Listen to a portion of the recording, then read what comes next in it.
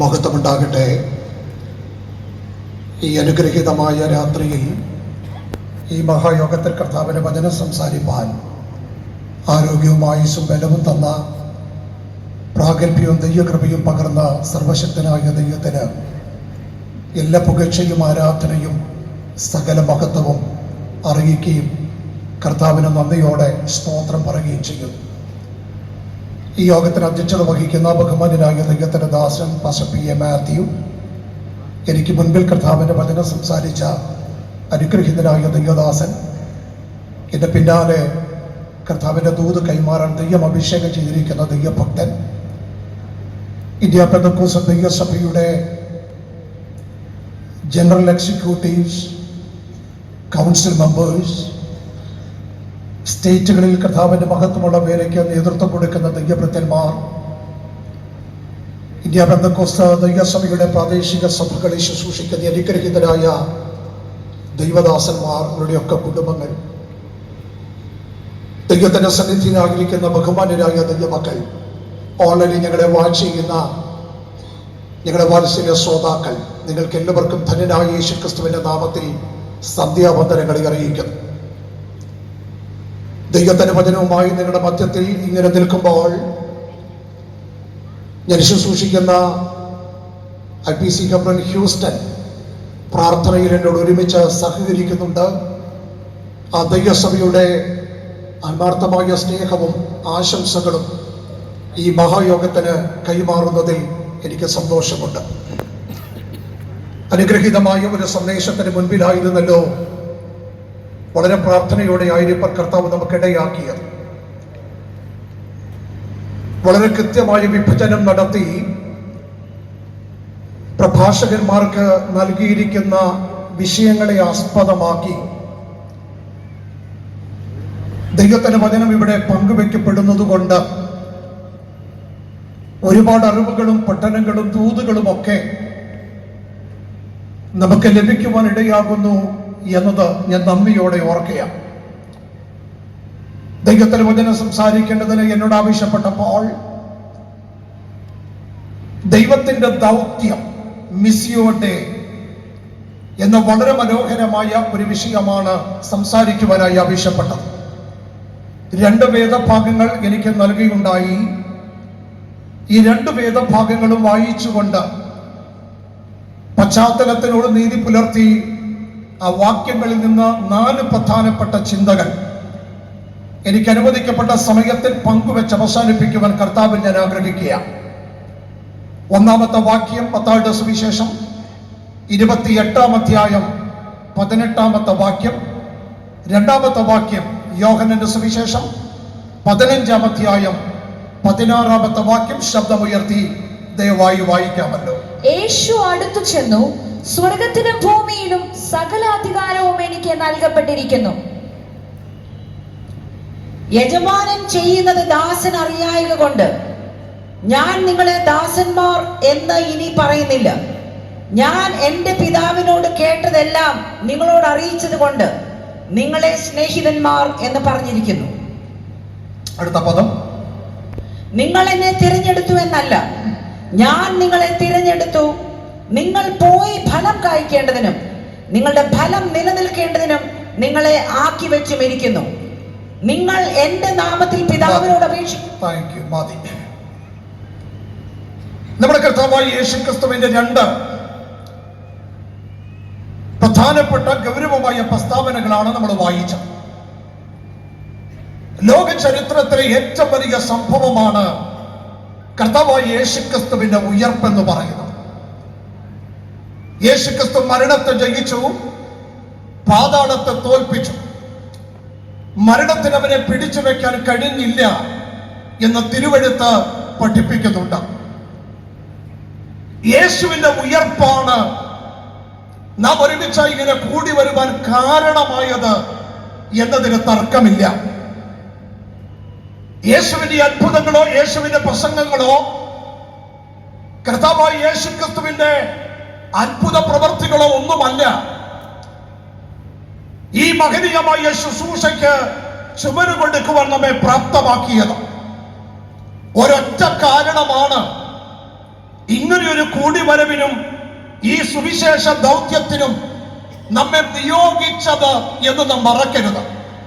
അത് നമ്മുടെ കർത്താവ് മരണത്തെ ജയിച്ചു എന്നതാണ്.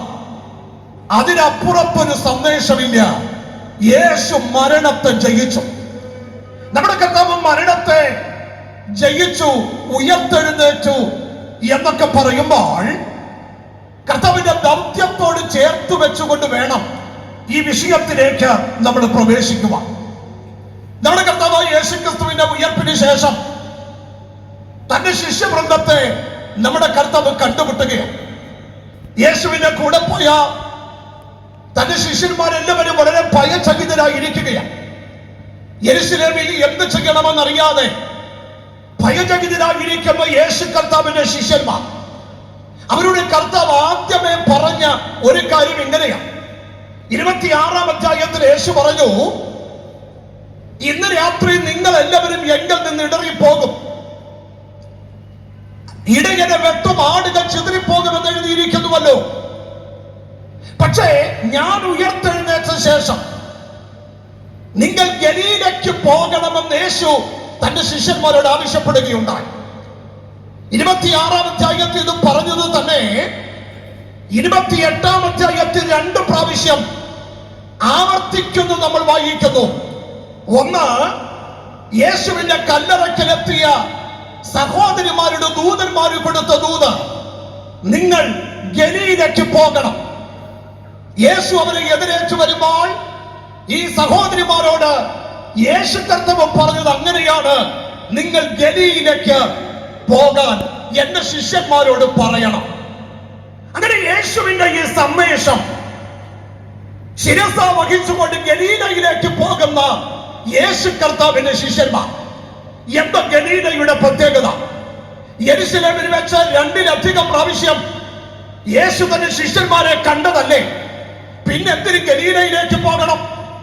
ഗലീലയിലേക്ക് പോകാൻ എന്തുകൊണ്ട് യേശു ആവശ്യപ്പെട്ടു എന്നത് വളരെ ഗൗരവമായ ഒരു വിഷയമായി നിൽക്കുകയാണ്.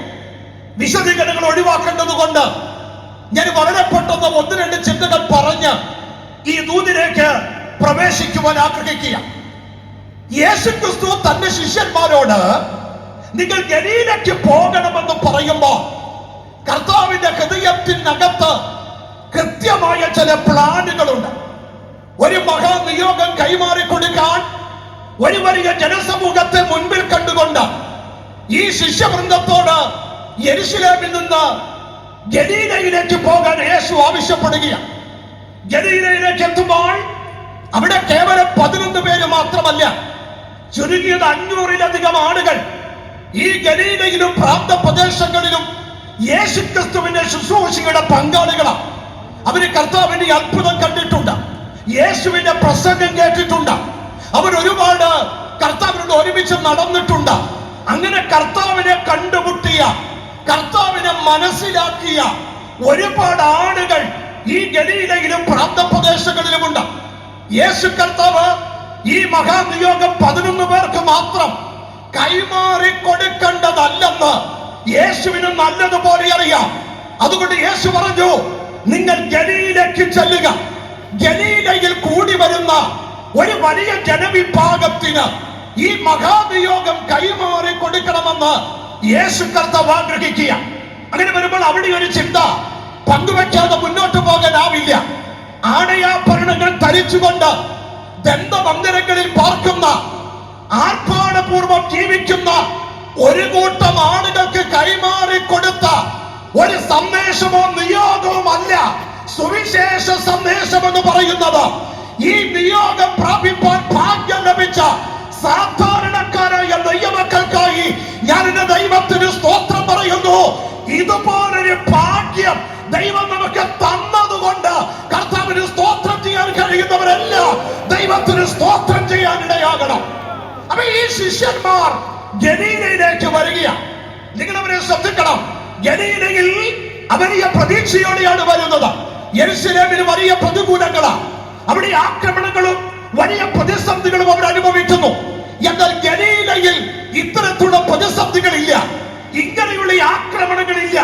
ഒരുപാട് സ്വാതന്ത്ര്യത്തോടെ ഒരു രഹസ്യ സമൂഹം എന്ന നിലയിൽ ഏറ്റവും വലിയ ഈ മഹാനിയോഗം കൈമാറി കൊടുക്കാൻ നമ്മുടെ കർത്താവായ യേശു ക്രിസ്തു ഗലീലയിലേക്ക് പോകുവാൻ തന്റെ ശിഷ്യന്മാരോട് ആവശ്യപ്പെട്ടു. നിങ്ങൾ ശ്രദ്ധിക്കണം, ഇവർ യേശുവിന്റെ വാക്ക് കേട്ട് ഗലീലയിലേക്ക് ചെല്ലുകയാണ്. യേശുവിന്റെ വാക്ക് കേട്ട് ഗലീലയിലേക്ക് ചെന്ന ആളുകൾ അവര് ബുദ്ധിരാക്ഷസന്മാരൊന്നുമല്ല, അവര് ഈ ലോകത്തിലെ പണ്ഡിത വരേണ്യമല്ല. മത്സ്യം പിടിച്ചു നടന്ന ഒരു കൂട്ടം ആളുകൾ, സാധാരണ തൊഴിൽ ചെയ്തുകൊണ്ട് ജീവിച്ച തീർത്തു സാധാരണക്കാരായ ആളുകൾ. പക്ഷേ സാധാരണക്കാരാണെങ്കിലും ബുദ്ധിശക്തിയിൽ ഇത് വലിയ ചേട്ടന പറയാനുള്ളവരല്ലെങ്കിലും തീർത്തു സാധാരണക്കാരായവരെ ഈ മഹാദൗത്യത്തിന് വേണ്ടി തിരഞ്ഞെടുക്കാൻ സ്വർഗത്തിലെ ദൈവത്തിന് തോന്നിയ വലിയ കരുണയ്ക്ക് ഇന്ന് രാത്രി സ്തോത്രം പറയണ്ടേ. ഇവിടെ ഇരിക്കുന്ന ഈ ദൈവവൃത്തന്മാരുടെ മിടുക്കല്ല, അവരുടെ കഴിവല്ല, അവരുടെ ബുദ്ധിശക്തിയല്ല, അവരുടെ സമ്പത്തല്ല ഈ ദൗത്യത്തിന് നിയോഗിച്ചത്. വിശ്വസ്തരെന്ന് കണ്ട് ഈ ദൈവകൃപയുടെ വലിപ്പത്തിലേക്ക് തിരഞ്ഞെടുക്കാൻ ദൈവം കാണിച്ച ഈ വലിയ ദൈവകൃപയ്ക്ക് സന്തോഷത്തോടെ സ്തോത്രം പറയണം. അവൻ അവരെ തിരഞ്ഞെടുക്കാനിടയാകിയ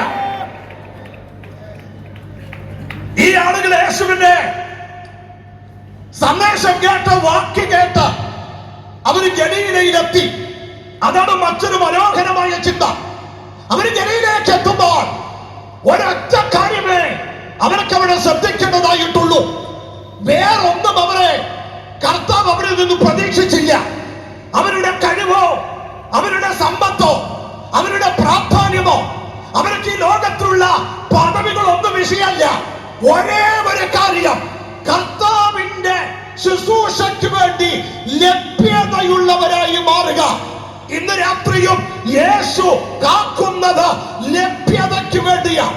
തയ്യാറായി കർത്താവിന് മുമ്പിൽ അടിയണിട എന്ന് പറഞ്ഞ് സമർപ്പിക്കാൻ ഇന്നും തയ്യാറാകുന്നവരെ അവര് പോലും ചിന്തിക്കാത്ത അളവിൽ ശക്തമായ ദൈവകൃപയുടെ കൈമാറ്റം കൊടുക്കാൻ കഴിയുന്ന ഒരു ദൈവത്തെയാണ് ആരാധിക്കുന്നതെന്ന് ഒരിക്കൽ പോലും ദൈവമക്കളും മറക്കരുത്. കഴിവല്ല ശുശ്രൂഷയുടെ അടിസ്ഥാനം, പണമല്ല ശുശ്രൂഷയുടെ അടിസ്ഥാനം, ഇൻഫ്ലുവൻസ് അല്ല ശുശ്രൂഷയുടെ അടിസ്ഥാനം, കൂടെ ആരുണ്ട് അതല്ല ശുശ്രൂഷയുടെ അടിസ്ഥാനം. വിളിച്ചവൻ എന്റെ കൈ പിടിച്ചിട്ടുണ്ട്, എന്റെ ദൈവം എന്റെ കരം പിടിച്ചിട്ടുണ്ട്, അതാ നിന്റെ ശുശ്രൂഷയുടെ വിജയം. അവര് ഗലീലയിലെത്തി. ഒരുപാട് ആളുകൾ യേശുവിനെ കാണുകയാണ്.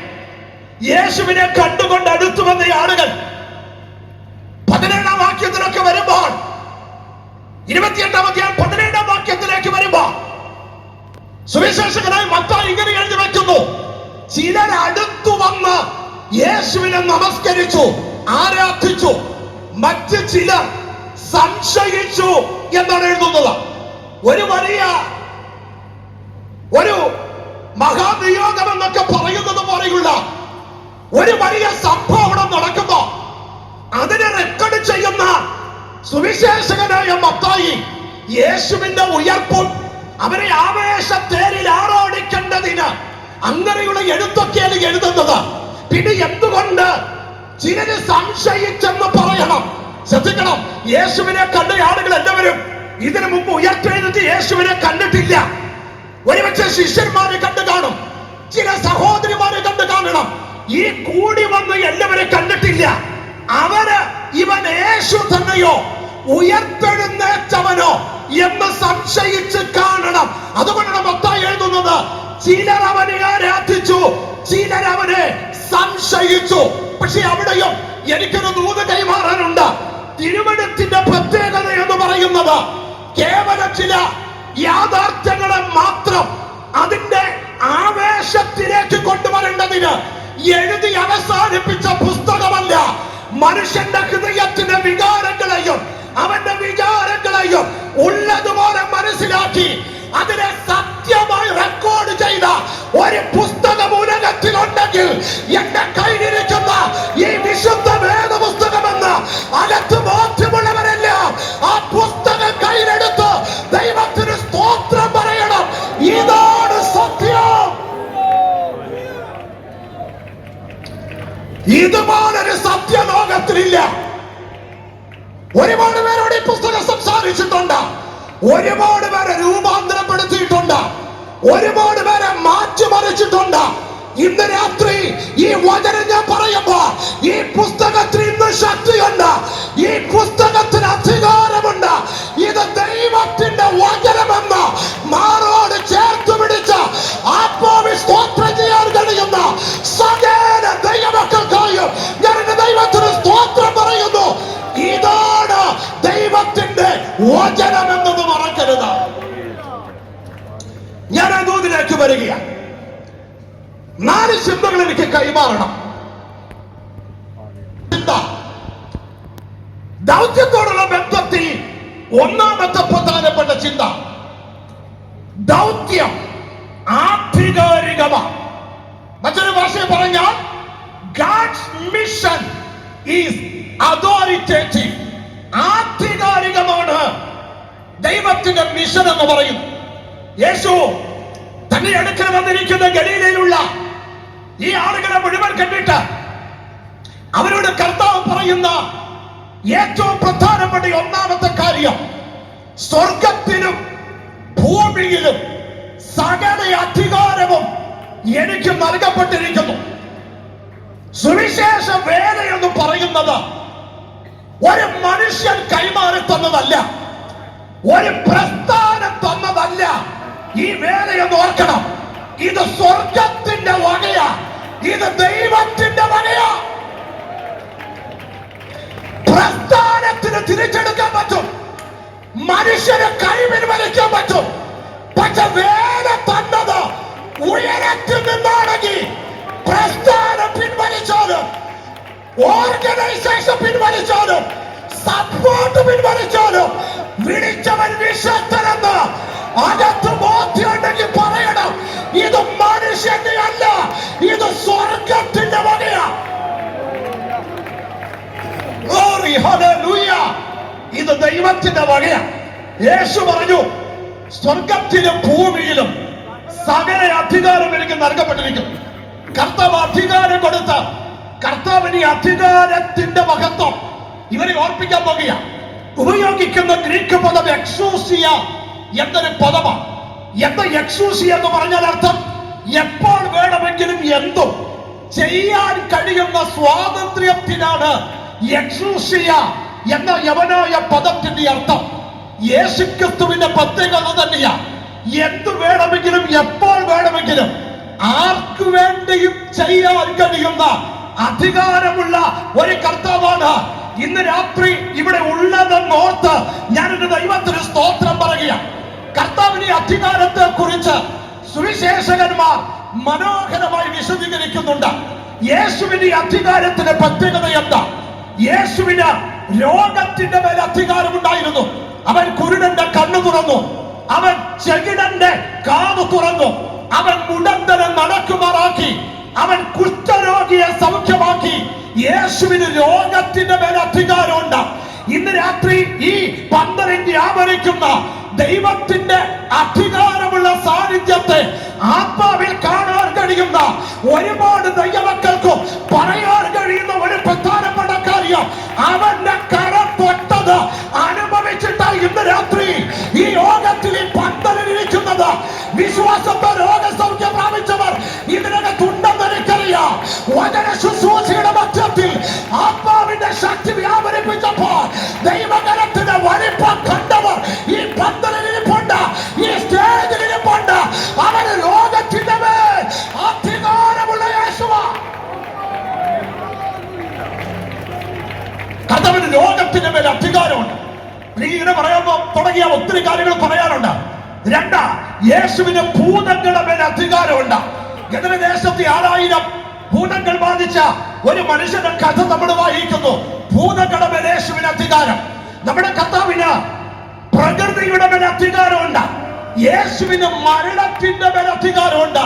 സകലത്തിന്മേലും അധികാരമുള്ള യേശു ഈ ഭൂമിയിലായിരുന്നപ്പോൾ അവൻ പ്രസംഗിച്ചതും അധികാരത്തോടു കൂടിയാണ്. അപ്പൊ യേശുവിന് മരണത്തിന് മേൽ അധികാരമുണ്ട്, ഭൂതങ്ങളുടെ മേൽ അധികാരമുണ്ട്, പ്രകൃതിയുടെ മേൽ അധികാരമുണ്ട്, രോഗത്തിന്റെ മേൽ അധികാരമുണ്ട്, സകലത്തിന്റെ മേലും എന്റെ യേശുവിന് അധികാരമുണ്ട്. പക്ഷെ ഇന്ന് രാത്രി എനിക്ക് ഒരു കാര്യം അതിനോട് ചേർത്ത് വെച്ചെന്ന് പറയണം. രോഗസൗഖ്യമല്ല യേശുവിന്റെ അധികാരത്തിന്റെ ഏറ്റവും വലിയ തെളിവ്. മരണത്തിന്മേൽ അധികാരമുള്ളതല്ല യേശുവിന്റെ അധികാരത്തിന്റെ ഏറ്റവും വലിയ തെളിവ്. പ്രകൃതിയുടെ മേലുള്ള അധികാരമല്ല യേശുവിന്റെ അധികാരത്തിന്റെ ഏറ്റവും വലിയ തെളിവ്. ഇതിന് സകലത്തിനും കാരണമായ പാപത്തിന്റെ മേലുള്ള അധികാരമാണ് അവന്റെ അധികാരത്തിന്റെ ഏറ്റവും വലിയ തെളിവ്.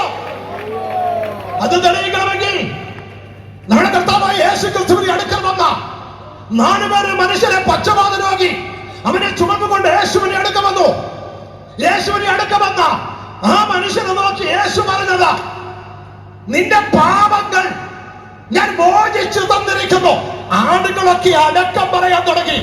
യേശുവിന്റെ ഈ പ്രവർത്തി കണ്ട് ആളുകൾ അടക്കം പറയാൻ തുടങ്ങിയപ്പോൾ കണ്ട ആളുകൾ മുഴുവൻ പറഞ്ഞു, ഇത് പറയാൻ ഇവനെങ്ങനെ സാധിക്കും? കർത്താവിന്റെ വാക്ക് നിങ്ങൾ ശ്രദ്ധിക്കണം. ഭൂമിയിൽ മനുഷ്യപുത്രന് പാപങ്ങളെ മോചിപ്പാൻ അധികാരമുണ്ടെന്ന് നിങ്ങൾ അറിയേണ്ടതിന് അവനോട് പറഞ്ഞു, നിന്റെ കിടക്കിയെടുത്ത് വീട്ടിലേക്ക് പോകാം. ഞാൻ ഇന്ന് രാത്രി ഒരു ദൂത് കൈമാറാണ്. സകലത്തിന് മേലും അധികാരം എന്റെ യേശുവിനുണ്ട്. പാപത്തിന്റെ മേലുണ്ട്, മരണത്തിന്റെ മേലുണ്ട്, ഭൂതത്തിന്റെ മേലുണ്ട്, രോഗത്തിന്റെ മേലുണ്ട്. അവന്റെ അധികാരത്തിന് കീഴിൽപ്പെടാത്ത ഒന്നും ഈ ഉലകത്തിലില്ല. അവൻ അധികാരമുള്ളവനാ. അധികാരമുള്ള കർത്താവ്, സകലത്തിന്മേലും അധികാരമുള്ള യേശു. കർത്താവിനെ തന്നെ പറയേണ്ടത് ഇങ്ങനെയാ. യേശുവിന് പേരിട്ടപ്പോ പേര് വിട്ടത് ഇങ്ങനെയാ, അവൻ അവരെ അവരുടെ പാപങ്ങളിൽ നിന്ന് രക്ഷിപ്പാനിരിക്കൊണ്ട് നീ അവൻ യേശു എന്ന് പേരിടണം. പാപത്തിന് പരിഹാരം വരുത്തുന്ന അധികാരമുള്ള നമ്മുടെ കർത്താവായ യേശു ക്രിസ്തു. അങ്ങനെ പറഞ്ഞ് അവസാനിപ്പിക്കാൻ പറ്റില്ലല്ലോ. എന്താ സുവിശേഷം എന്ന് പറയുന്നത്? സുവിശേഷം രോഗസൗഖ്യമല്ല, സുവിശേഷം ഭൗതിക നേട്ടമല്ല. സുവിശേഷം എന്ന് പറയുന്നത് ഈ ലോകത്തിന് അനുഗ്രഹമല്ല, ഈ കത്തിത്തീരുന്ന ചാമ്പലാകുന്ന വസ്തുവകകളല്ല. സുവിശേഷം എന്ന് പറയുന്നത് യേശു ക്രിസ്തു പാപികളെ രക്ഷിക്കുന്നു. ഇന്ന് രാത്രി പാപക്ഷമ പ്രാപിച്ച ദൈവമക്കൾ കരങ്ങൾ ഉയർത്തി പറയണം, യേശുവിന്റെ അധികാരം പാപത്തിന്റെ മേൽ എനിക്ക് തന്ന വീണ്ടെടുപ്പ്. ആ സന്ദേശം പറയുന്നില്ലെങ്കിൽ പിന്നെ എന്താ പ്രിയപ്പെട്ടവരെ നമ്മുടെ സന്ദേശം? യേശു പാപികളെ രക്ഷിക്കുന്നു. ഈ സന്ദേശം പറയാനല്ലേ സ്വർഗത്തിലെ ദൈവം നമ്മയൊക്കെ വിളിച്ച് ആളുകളെ സന്തോഷിപ്പിക്കാൻ, ആവേശത്തിൽ ആരോടിപ്പിക്കാൻ, അനുഗ്രഹത്തിന്റെ വാക്കുകൾ കൊടുക്കാൻ. ഒരുപക്ഷെ ആളുകളും നിരയായി നിൽക്കുന്നുണ്ടാകാം. പക്ഷെ തുറന്നു പറയണം, പാപത്തിന്റെ ശമ്പളം മരണമത്രേ. യേശുവിനുള്ള വിശ്വാസമോ നിങ്ങൾക്ക് നിത്യജീവൻ. അത് പറയാൻ പറ്റുന്നില്ലെങ്കിൽ പിന്നെ എന്ത് സുവിശേഷമാ?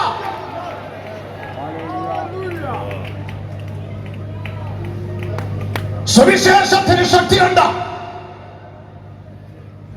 അത് പറയുന്ന ആളുടെ അടിസ്ഥാനത്തിലല്ല, പറയാൻ ഏൽപ്പിച്ചത് സ്വർഗമായതുകൊണ്ട് നീ പറയുന്ന വാക്കിന്റെ മേൽ വ്യാപരിക്കുന്ന സുവിശേഷത്തിന്റെ ശക്തിയിൽ വ്യാപരിക്കുന്ന ദൈവശക്തി, അത് കണ്ടിട്ടുള്ള ദൈവമക്കളെ പറയണം, ഇവിടെ ഇരിക്കാനുള്ള കാര്യം ഈ വചനത്തിന്റെ ശക്തിയാ.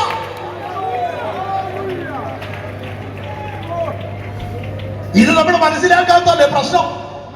കർത്താവ് തന്നെ ശിഷ്യന്മാരെ പറഞ്ഞു വിട്ടപ്പോ 12 പേരെ പറഞ്ഞു വിട്ടപ്പോഴും 70 പേരെ പറഞ്ഞു വിട്ടപ്പോഴും മത്തായി 10-ലും ലൂക്കോസ് 10-ലും കർത്താവിനെ പറഞ്ഞു വിടുമ്പോൾ ഇങ്ങനെ പറഞ്ഞു, നിങ്ങൾ പോയി രോഗികളെ സൗഖ്യമാക്കണം, മരിച്ചവരെ ഉയർപ്പിക്കണം, മാനസാന്തരത്തിന്റെ സുവിശേഷം പ്രസംഗിക്കണം.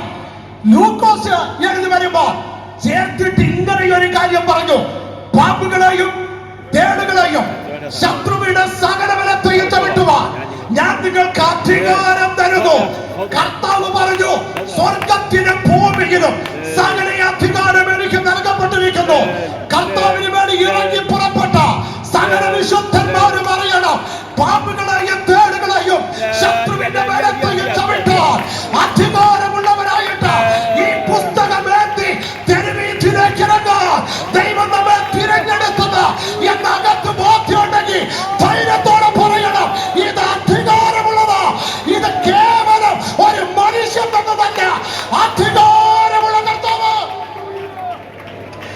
എനിക്കറിയാം സമയം തിരിക്കുക.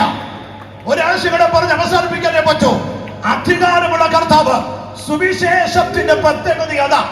ആനമോ എന്ന് പറയുന്ന എത്യോപ്യക്കാരനായ ഒരു മനുഷ്യൻ, ആ കറുത്ത വർഗക്കാരൻ യേശുവിനെ കണ്ടുമുട്ടി. യേശുവിനെ കണ്ടുമുട്ടിയ ആനമോ വലിയ വിപ്ലവങ്ങളും വലിയ കെടുതികളും നടക്കുന്ന എത്യോപ്യൻ ജീവസന്ധാരണത്തിന് വേണ്ടി അവിടെ നിന്ന് മറ്റൊരു സ്ഥലത്ത് പോയി ജോലി ചെയ്യേണ്ടതിനായി പോയി. അദ്ദേഹം ജോലിയൊക്കെ ചെയ്ത ഏതാണ്ട് 1 വർഷം കഴിഞ്ഞ് തനിക്ക് ലഭിച്ച ശമ്പളവുമായി മടങ്ങി സ്വന്തം വീട്ടിലേക്ക് വരികയാണ്.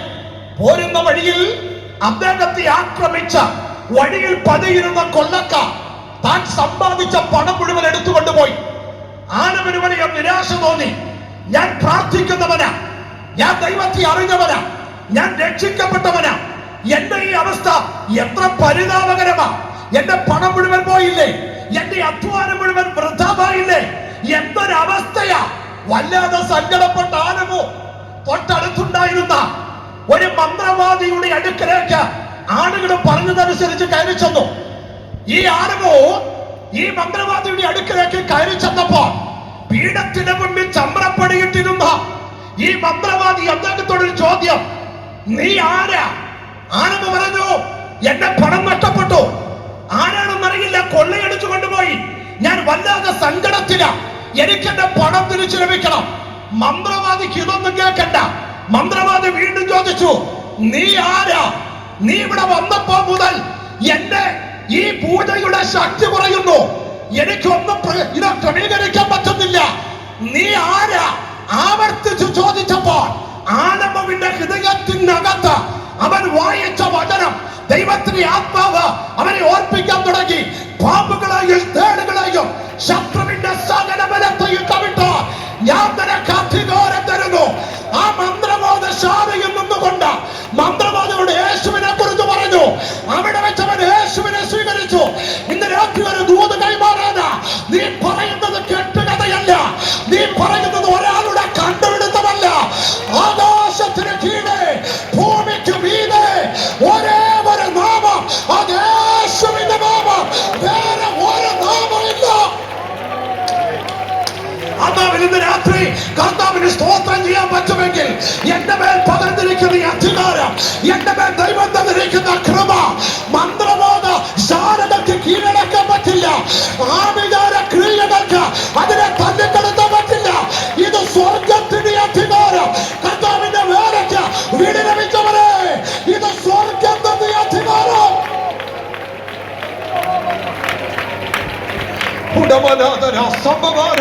ഇന്ന് രാത്രി ആത്മാവിന്റെ കുതിപ്പറിയുന്ന ദൈവമക്കളൊക്കെ ഭയത്തിന്റെ ആത്മാവിനെ ശാസിക്കണം. ദുഷ്ടന്റെ പോരുകൾ വാതുകെട്ടി നിന്നാലും ആത്മാവിന്റെ ദൈവമക്കളെ പറയണം, എന്റെ മേൽ പകർന്ന എന്റെ ദൈവം കൈമാറിയ ഉയരത്തിന്റെ അധികാരം എന്റെ മേലുണ്ട്. ചിലരൊക്കെ സാടകൂടെ എഴുന്നേക്കട്ടെ. ആത്മാവിന്റെ കുതിപ്പ് ചിലരുടെ മേൽ ദൈവം പകരട്ടെ.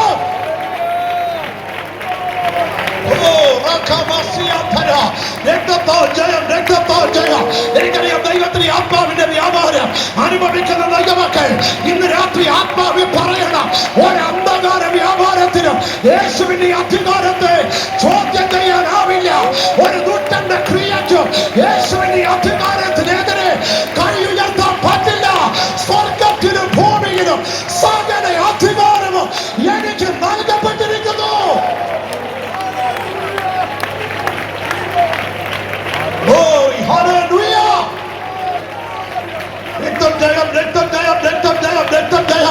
ഘോഷിക്കപ്പെട്ട കർത്താവാണ് യേശു ക്രിസ്തു, നസ്രയനായ യേശു ക്രിസ്തു. ഇന്ന് രാത്രി ഈ പന്തലിൽ തന്റെ തേജസ്സോടെ വ്യാപരിക്കുമ്പോ ആത്മനിറവുള്ള ദൈവമൊക്കെ പറയണം, എന്റെ പേര് ദൈവം തന്നിരിക്കുന്ന അധികാരത്തിന്റെ അടിസ്ഥാനത്തിൽ എന്റെ തലമുറക്കെതിരെ, എന്റെ ശുശ്രൂഷക്കെതിരെ, എന്റെ കുടുംബത്തിനെതിരെ വാതുകെട്ടുന്ന സകല പോരുകളെയും സ്വർഗത്തിന് ഭൂമിക്കും അധികാരം പ്രാപിച്ച നസ്രയനായ യേശു ക്രിസ്തുവിന്റെ അധികാരമുള്ള നാമത്തിൽ ഞാൻ ശാസിക്കുകയാണ്. Glory, glory, glory, glory, glory, glory. Hallelujah. ഈ പന്തിന് ആത്മപ്രവാഹം ഇന്ന് നടക്കട്ടെ. ഒരൊറ്റ മുതൽ മധ്യ അറ്റം വരെ ആത്മപ്രവാഹം അതിന്റെ പ്രഭാവത്തോടെ ഇന്നലെ സംഭവിക്കട്ട യേശുവിന്റെ നാമത്തിൽ.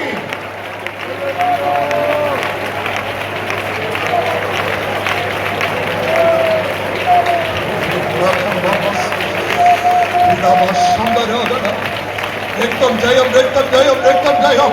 കർത്താവിന്റെ കരം ജനനെ തൊടട്ടെ, യേശുവിന്റെ കരം ജനനെ തൊടട്ടെ, കർത്താവിന്റെ കരം ജനനെ തൊടട്ടെ.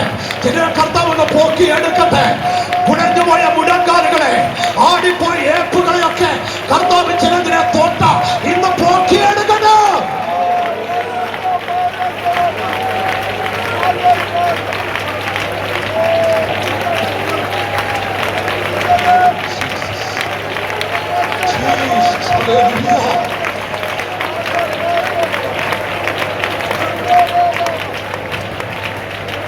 ഒന്നാമത്തെ ചിന്തയിൽ മാത്രം നിൽക്കാൻ പറ്റിയുള്ളൂ. കർത്താവിന്റെ വേല ഇത് അധികാരമുള്ളതാണ്. 2, ഇത് സ്നേഹത്തിന്റെ അടിസ്ഥാനത്തുള്ളതാണ്. 3, ഇത് ഫലം കൊടുക്കേണ്ടതാണ്. 4, ഇത് ഗ്ലോബലാണ്, സാർവലൗകികവും അടിയന്തരവുമാണ്. ഈ വേലയ്ക്ക് ചുമന് കൊടുപ്പാൻ കർത്താവ് നമുക്ക് കൃപ ചെയ്യട്ടെ എന്ന് പ്രാർത്ഥിച്ചുകൊണ്ട് വാക്കുകൾ അവസാനിപ്പിക്കുന്നു. സ്വർഗത്തിലെ ദൈവം നമ്മെ അനുഗ്രഹിക്കട്ടെ.